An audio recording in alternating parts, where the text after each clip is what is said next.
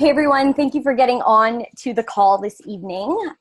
Some of you may or may not know me. My name is Melissa Seguin, and I am a health and wellness coach. I also have a business background in nutrition and massage therapy and homeopathic medicine. So I've been in the health and wellness industry for, oh my gosh, more than 20 years now. And it's funny because I'll start with a little story that'll lead into our mindset talk. I was working on this webinar today and nothing was flowing. And I don't know if you ever have those days, but nothing was coming and I was kind of forcing things and I knew I needed to change the state of what I was in, right? So I actually headed out for a run in the, I think it was -10 with the wind chill, which I love winter running, so it was all good. But it dramatically changed my state, which then changed my mental capacity. So what was going through my mind before I left was, who am I to be starting to do these webinars on mindset? Who am I to be talking about it? I'm new to mindset training. And then as I was running, I realized that I've been really working my whole life on mindset. I'm an athlete. I'm a parent.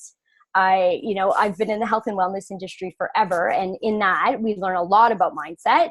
And so the download that came was just that, yeah, I'm worthy of being able to speak to you about this. So it's just a little way that I was able to shift my mindset, and we'll get into that a little bit. But, why even bother talking about it, right? The new year has come and gone. And so many people have set their New Year's resolutions. In fact, they say that upwards of 60% of people actually set a New Year's resolution. And I know, right? I thought that was pretty substantial, a big substantial number. And so the flip side of that, though, is that the studies also suggest that 50% of those resolutions are completely gone by the beginning of February. And Business Insider magazine says that upwards of 80%. And I thought that was like just crazy that no one is following through with their goals and the resolutions that they've set, right? So we all know what the most common resolutions are. The most common resolutions are, lose weight, get in great shape, eat better, make more money, save more money, travel, whatever it may be, quit smoking, spend less time on my screen, whatever it may be.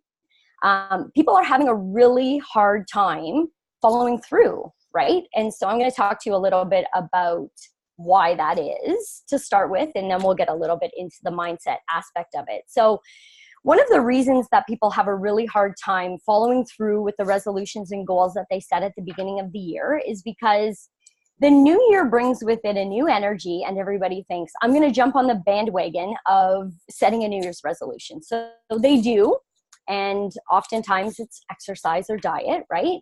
And they start January and they're gung-ho, and the first week comes and goes and the second week comes and goes and things start to kind of dwindle and whatnot. And by February, they're basically just paying the gym to have a membership there that they never go to, right? And so why is that they fail? And one of the reasons that in the research it shows is that they fail because people think that they should set a resolution. They don't necessarily want to set a resolution. They believe that they need to, based on all of the information that's available to us in this day and age. They know they need to make a change for the most part, but they don't yet want to deep down, right? So one of the things they need to do is to set the goal, but then to connect themselves with why they do it, right? So if you're setting a goal for weight loss, and the reason why you want to do it is to, fit into a bikini for the summer. Chances are that's not going to be enough motivation for you to want to do it, because typically when we set goals, it's how we feel inside that is going to drive those goals forward, right? So, having a goal with a should behind it really is not going to be the driving force that gets you up in the morning if you've set your goal to get to the gym at 5:30. Eventually, that is not going to be enough for you to get there, right? So I just want to check my notes here. So let's talk a little bit first about the topic of habits, right? So we all have daily habits.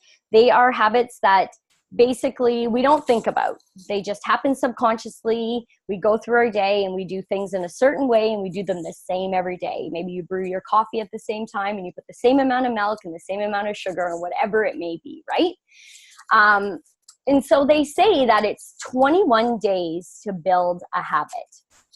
And so I've actually done a little bit of, I guess, a self-test on this, because I've realized that it takes much longer to build that habit. So you can see why, even though people, get to the gym for the month of January and then don't go for the rest of the year, the reason why is because it's not yet a lifestyle, right? So,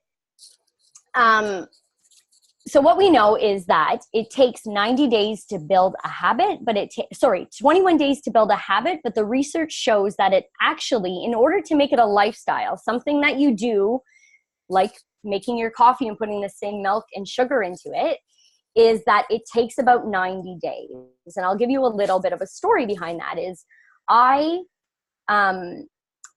love a journal, and I use the 5-minute journal, which I'll talk about in a little bit, but I love to have a gratitude practice. And so I was an on and off gratitude girl for a very, very, very long time. And so, but what I realized is when I did the practice in the morning or in the evening, I always had the feeling of just contentment within. And so I wanted to bring that feeling into my daily life. And so I challenged myself to do the gratitude journal every day for 100 days. And in that 100 days, if I was ever to miss a day, I had to start at the beginning. So being a competitive person, I had to start over, I believe, 2 or 3 times, maybe 3 times. But eventually I got to that 100-day mark. And let me tell you, every single day, no matter where in my day this gratitude practice fits in, I do not go to bed without doing some sort of gratitude journaling. And oftentimes it hasn't fit in the morning. So by the time I'm brushing my teeth at night, it's the first thing I think about. It's almost as if I've trained my mind to know that that hasn't happened yet. And at some point in my day, it needs to happen. So it's going to happen before I go to bed. So, and I feel like it ties into mindset really well, is because I had to train my mind in order to do that, right? So I had to every day remind myself, set cues for myself, keep myself accountable, set my timer, whatever I had to do in order to make it so that I didn't go to bed without doing that journaling. And I can say that 90 days they talk about is fully true, because after 21, it still wasn't a habit. I believe one of the times that I had to start all over was around day 28. And so I can say that 21 days to a habit, I don't necessarily believe in it. It has to be a long-term thing. And so for those of us that are, doing the Shred 10, and there's many of us that are tuning in to hear about that, the fact that we do it every single month at the beginning of the month for 10 days, really what I'm being shown through my customers and clients is that they are building that lifestyle because they're keeping it ongoing for month after month. And eventually, they're not drinking coffee anymore. They're moving their body every day, or they're content not having bread with dinner or whatever it may be, right? So it has to be a longer term thing in order to really make that mindset shift. And so let's talk a little bit about mindset. According to the Merriam-Webster dictionary, mindset means that it is a mental attitude or inclination, so a person's natural tendency, or a fixed state of mind. I will take the questions just at the end, Anna. I can see that you've wrote a question, so I'll look at that at the end. I just want to keep my train of thought going. And so, we have to ask, why is mindset important? And I think I've given you a couple of reasons why already. But but I just want to talk about it for a minute. So it depends, mindset is important because it depends on what your thoughts are and how they shape you. So, some people I meet, they're just a positive person most of the time. And I wonder, do they have to do this kind of work in order to be this positive, or is this something that happens naturally? Is it part of their natural tendency as a person?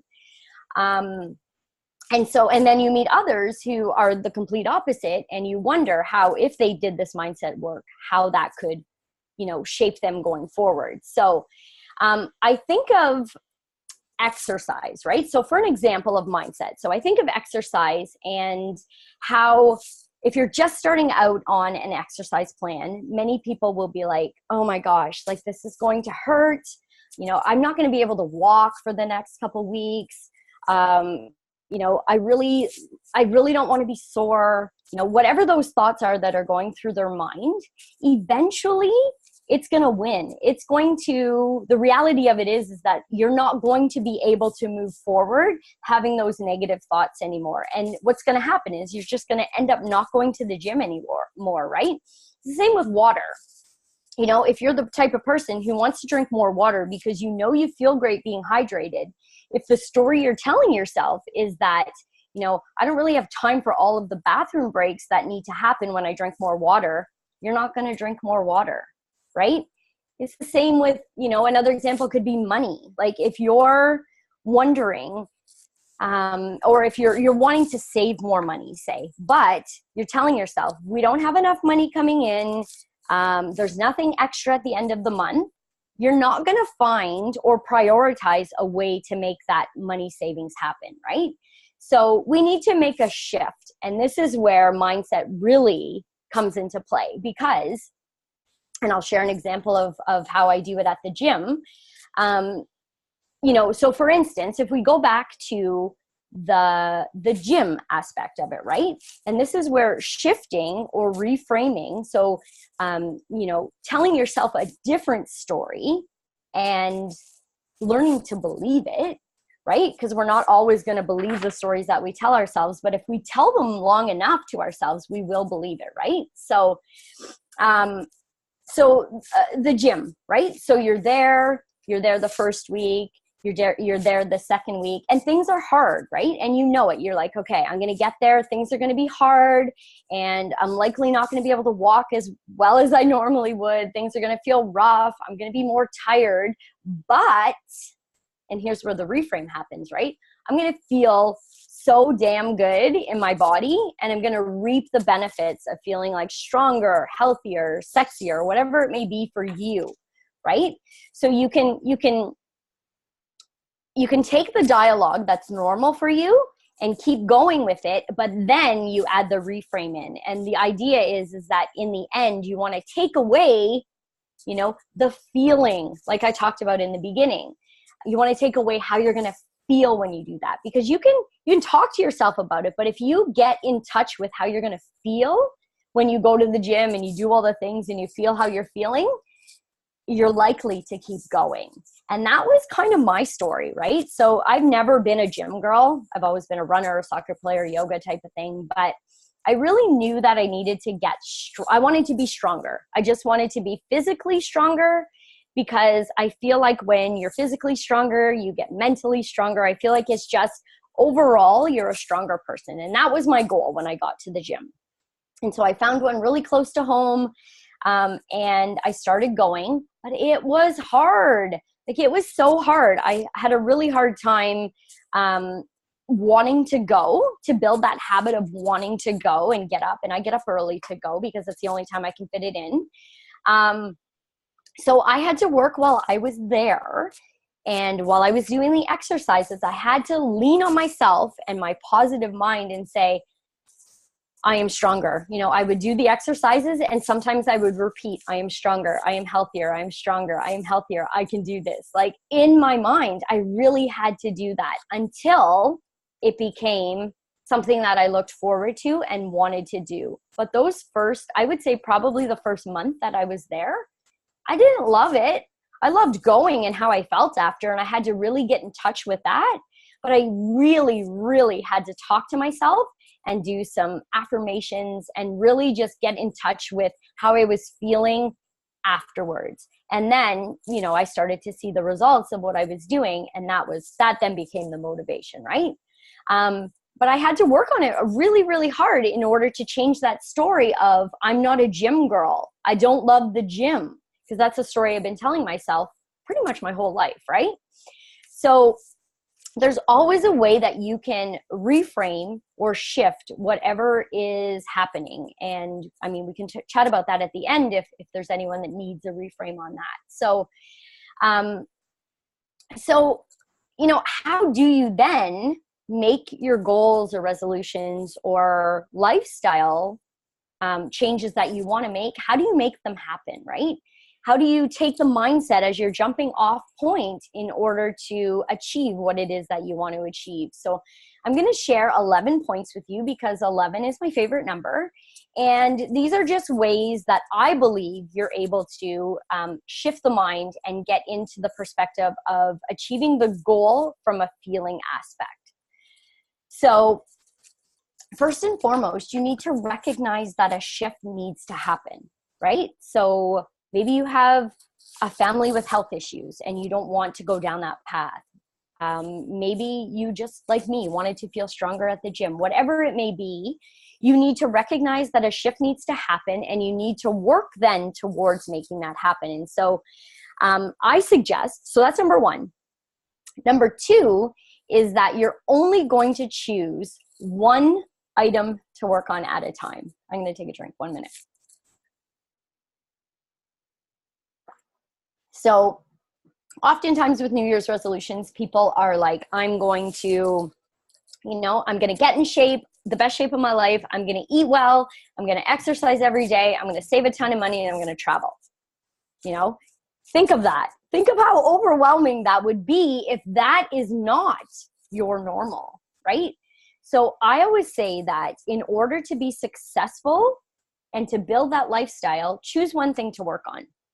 Now, this is a bit the opposite of what we're doing in the Shred 10 right now, but it's a short period of time. So the idea is that if you're looking to build in exercise as a way of life, something that you want to do ongoing, that should be the one thing that you're working on, right?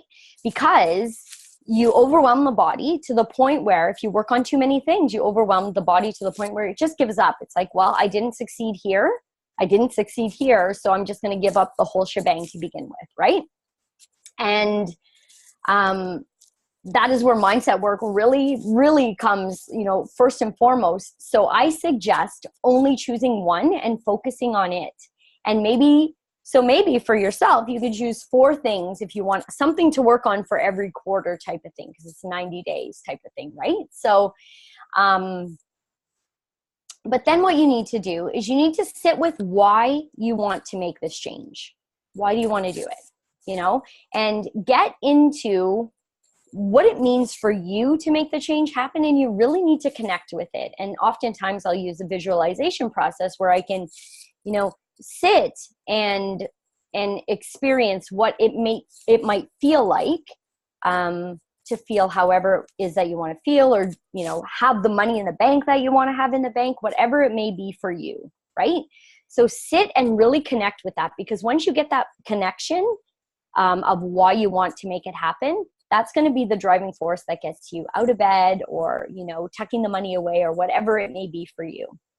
And then you need to decide to make it a priority.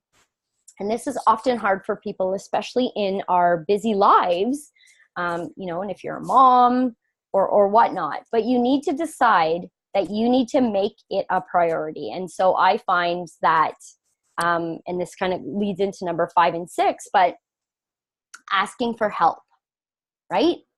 Asking for help where you might need it. So if your goal is to, like mine was, to get to the gym for 6 a.m. till 7 a.m. and my kids go to school at 8 o'clock, which means I'm getting home 45 minutes before they leave.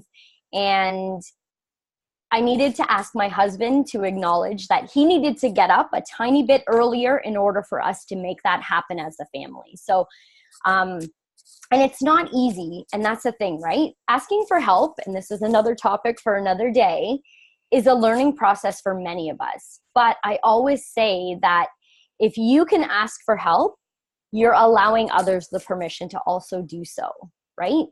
And so, there are things now that my husband asks for help for, because I was able to say, listen, I really want to make a commitment to do this. Can you help me make this happen? So asking for help is number 5. Number 6 is, I use a tool called, in my calendar, called time blocking. And basically, I schedule whatever is a priority for me, gets scheduled into my calendar. And I find that if it's in my calendar, it will happen. If it's not in my calendar, it does not happen. So for instance, my gym mornings are Monday, Wednesday, Friday, which means that I need to prepare to be up at 5 a.m. on Monday, Wednesday, Friday, which means, Sunday, Tuesday, Thursday, I likely am not doing a lot of things out of the house in the evening. I am trying to be in bed by 9 o'clock, because I know that if I'm sleeping by 9:30, that morning is going to come a lot easier. And if that gym is not in my schedule, I find I tend to, without really realizing it even, I tend to go to bed a little bit later and then wake up a little bit later.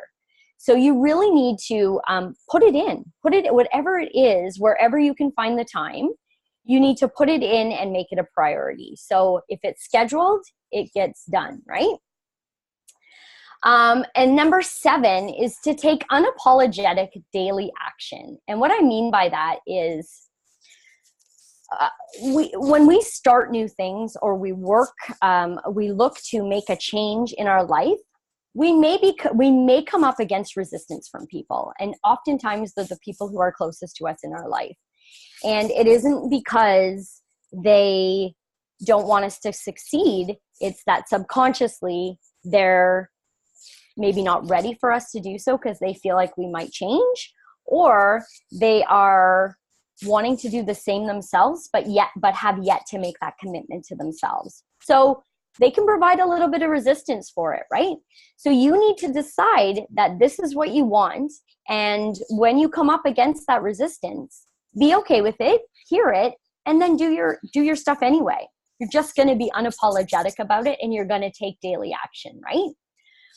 And so then number 8 is to grab an accountability buddy. And so I love this one because I think that, builds friendship, builds community, does what it needs to do, but it also keeps you on track. And it has to be a good buddy. I mean, it has to be a good accountability buddy, someone that's going to push you if you're just slacking, right? But check in with them daily, a quick text and say, hey, I worked out my hour today. What did you do? If you're an accountability buddy for them, so that you can stay on task with what it is that your goal is, right? And you'll find that after that 90-day period, you won't need that accountability buddy anymore. It'll just be something that you do naturally. Number 9 is that you can use affirmations or reminders to keep you on track. So I keep reminders and affirmations essentially all over my house. So if you're someone that's been to my house and you see, take 3 deep breaths on the cupboard, or drink more water over the sink, or, I am worthy over the bathroom mirror, it means that those are daily reminders that I needed to set for myself in order to be reminded to move forward with whatever it is that the goal is at the time, right? So I love them, and I'm not embarrassed by them anymore. I used to be a bit embarrassed by them, go and take them down before people came over. And I was like, you know what, who cares? It's a conversation starter.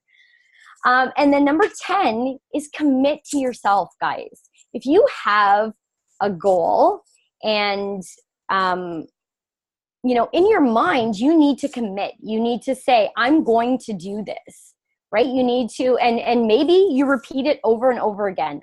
I'm a gym, I'm a gym goddess. I'm a gym goddess. I'm a gym, whatever it may be, like a commitment to yourself and your mindset along with the affirmations is really helpful. So I always say that, like, if you can't keep a commitment to yourself, ask yourself, like, how are you showing up for the other people in your life, really? Right? the idea is that you need to, and we all know the cliche saying, you know, you can't pour from an empty cup, but it's so true. Unless you fill your own cup up and commit to what it is that's important to you, how will you show up for the other people in your life? So if you take anything away today, take that away. How am I showing up for myself? And if I'm breaking promises to myself, how am I showing up for others? And then 11 is to choose gratitude every day. You know, nothing bad can ever come from someone who has a grateful heart and mind.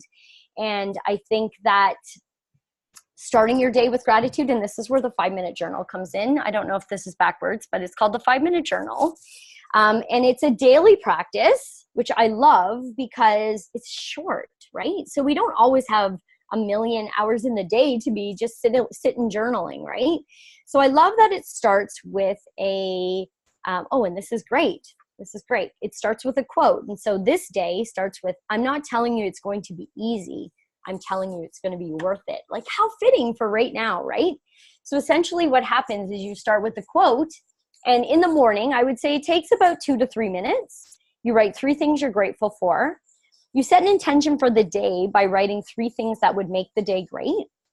And then a daily affirmation, whatever it is that you're feeling that day. And then at the end of the day, you write about 3 amazing things that happened. Again, showing gratitude for the things that happened during the day, right? And then the last one, I don't use the last one often if I'm honest, is how could I have made today even better? Now in the book, they want you to take a positive spin on that instead of a negative spin. I don't love the last prompt, so I don't really use it. But I love the idea of starting and ending your day with gratitude because it makes you, first and foremost, thankful for the things in your life that you already have, which is part of the whole growth mindset movement. And then at the end of the day, you get to reflect on what was, you know, an awesome day, or not so awesome, but what did you learn from that day, right? And then I just wanted to share this quote with you, even though we had a great quote from there. I wanted to show, and this one's from Buddha. It says that we are shaped by our thoughts, we become what we think. And when the mind is pure joy, when the mind is pure, joy follows like a shadow that never leaves. Isn't that awesome?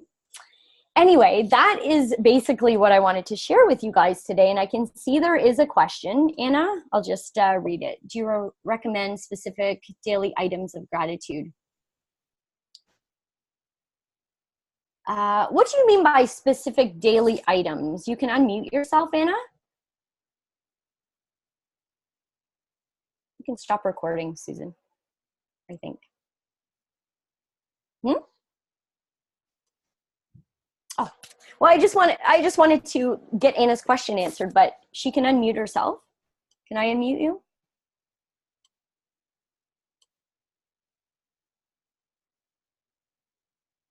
Anna, can you hear us?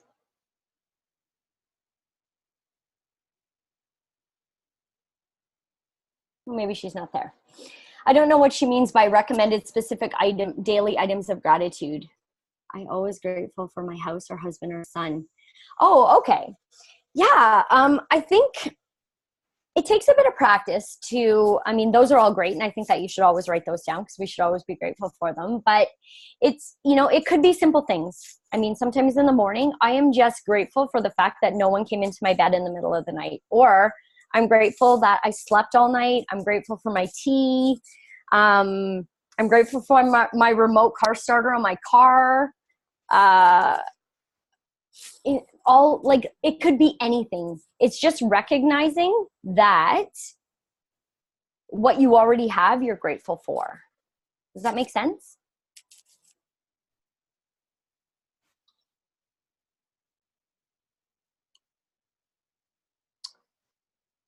Yeah, it can be hard to find the variety. I think what you need to do is maybe just sit for a couple minutes before you actually start the journal. I would just probably sit for a couple minutes and close my eyes and maybe ask out loud or ask in my head, you know, what are the things that I'm grateful for? Or what are the things that I can feel grateful for? And don't worry if it's the same thing every day. The problem, I think, is that it lends people not to want to do it every day if they're writing down the same things every day. but know that, you know, no matter what you write, it's all good. Yeah, I get that. I get that. It's just finding, I guess, opening your mind, you know, and what I used to do is just look back on my day, the whole day specifically, and say, okay, so breakfast, you know, and blah, blah, blah. You know, sometimes I'm just grateful that my kids actually ate breakfast and I didn't have to fight with them to sit at the table. Like, whatever it may be, right? So yeah, I just encourage you to just really reflect, maybe on the day before, right? So I find in the morning, it's harder to come up with things that you're grateful for as opposed to in the evening when you've had a day, right? So maybe look at, when you do your gratitude practice, reflect on the day before. Anyway, I hope that answered your questions, and we're going to wrap up now. I think we are 7:35. Wow, I talked a long time. Okay. So thank you for joining. And if anyone has any questions, you can feel free to contact me through one of the social aspects. I am Melissa Seguin 11 on Instagram, and I'm just by my name, Melissa Seguin, on Facebook. So thanks for tuning in, everyone. Have a good night.